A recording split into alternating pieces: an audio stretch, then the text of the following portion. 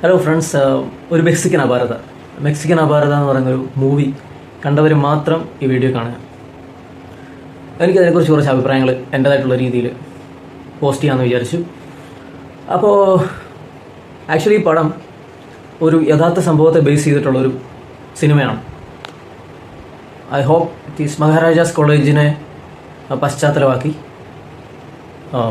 ഒരു KSUവിൻ്റെ കുത്തകയായ ഒരു college SFI പിടിച്ചടക്കുന്നതും അതിൻ്റെ കൊടി നാട്ടുന്നതുമാണ് ഇതിൻ്റെ പ്രമേയം. നമ്മുടെ ഒരു മെക്സിക്കൻ അപാരത എന്ന് പറയുന്ന സിനിമയുടെ പ്രമേയം. ഇപ്പോൾ ഇറങ്ങിയിട്ട് കുറച്ചധികം വർഷങ്ങളായി. പക്ഷെ ഇപ്പോൾ ചർച്ചയാവാനായിട്ട് കാരണം അതിലെ അഭിനേതാക്കളായിട്ടുള്ള രൂപേഷും അതേപോലെ തന്നെ ജിനോ എന്നീ രണ്ട് പേര് ഡയറക്ടറിനെതിരായിട്ട് ഇപ്പോൾ മുന്നോട്ട് വന്നിരിക്കുക. എന്താണെന്ന് വെച്ചാൽ ഇവർ ഈ സിനിമയുടെ വിജയത്തിന് വേണ്ടിയിട്ട് യഥാർത്ഥ സംഭവത്തെ വളച്ചൊടിച്ച്, അതായത് SFIയുടെ കുത്തകയായിട്ടുള്ള കോളേജിൽ KSU കൊടി നാട്ടിയ കഥ, KSUവിൻ്റെ കുത്തകയായിട്ടുള്ള കോളേജിൽ SFI കൊടി നാട്ടിയതെന്നുള്ളൊരു പ്ലോട്ടായിട്ട് കഥയെ മാറ്റിമറിച്ച് അത് തിയേറ്ററിൽ പ്രസൻറ്റ് ചെയ്തു. സോ ഈ ജിനോ തന്നെയാണ് എന്ന് നമുക്കറിയാം. യഥാർത്ഥത്തിൽ കഥാനായകൻ, ശരിക്കുമുള്ള ജീവിതത്തിൽ ആ നായകൻ ജിനോയാണ്.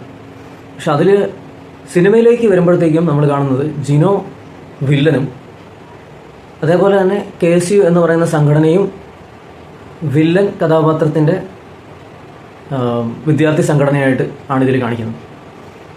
പക്ഷേ ഇത് നമുക്കൊന്ന് ചിന്തിക്കേണ്ട കാര്യം തന്നെ.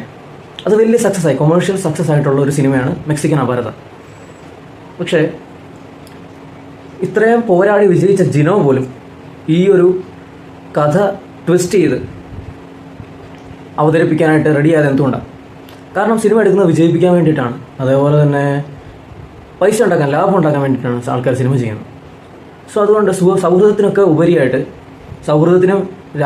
രാഷ്ട്രീയത്തിന് ഉപരിയായിട്ട് സൗഹൃദത്തിന് വില കൽപ്പിച്ചുകൊണ്ട് ആ ഒരു കലാസൃഷ്ടിയുടെ വിജയത്തിന് വേണ്ടി ഈ ജിനോ തന്നെ, അതായത് ഈ KSUവിൻ്റെ കൊടി നാട്ടിയ മഹാരാജാസ് കോളേജിൽ KSU കൊടി നാട്ടിയ ജിനോ തന്നെ വില്ലനായിട്ട് അഭിനയിക്കുകയും കഥ മാറ്റാനായിട്ട് തയ്യാറാകുക മീൻസ് ഇൻ ദ സെൻസ് സംവിധായകനൊപ്പം നിൽക്കുകയും ചെയ്തു.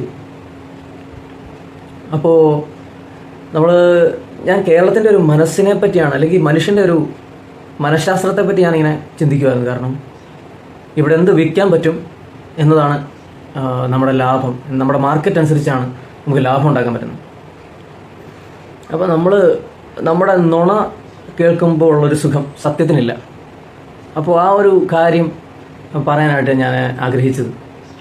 അപ്പോൾ എല്ലാ കാര്യത്തിലാണെങ്കിലും നമ്മളൊന്ന് ആലോചിച്ച് നോക്കിയാൽ മതി. നമുക്ക് നുണ കേൾക്കുമ്പോൾ കാതുകൾക്ക് കിട്ടുന്നൊരു സുഖം, കേൾവിക്ക് സുഖം നുണയാണ്.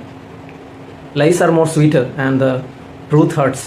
നമ്മുടെ സത്യത്തിൻ്റെ രൂപം വികൃതമാണെന്ന് ഇങ്ങനൊരു ചൊല്ലുണ്ട്. അതേപോലെ തന്നെയാണ് ഇതിനെപ്പറ്റി എനിക്കൊരു അഭിപ്രായം പറയണമെന്ന് തോന്നി, അതുകൊണ്ട് ഞാൻ ഇട്ടത്.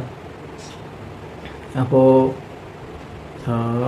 പൊളിറ്റിക്കലി ഞാൻ ആ ഒരു ഭാഗത്തേക്കൊന്നും പോകുന്നില്ല. പക്ഷേ ആസ് എ സിനിമ എനിക്ക് തോന്നി ഇതിനെപ്പറ്റി എന്തെങ്കിലും ഒരു അഭിപ്രായം പോസ്റ്റ് ചെയ്യണം എന്ന്. ഓക്കെ.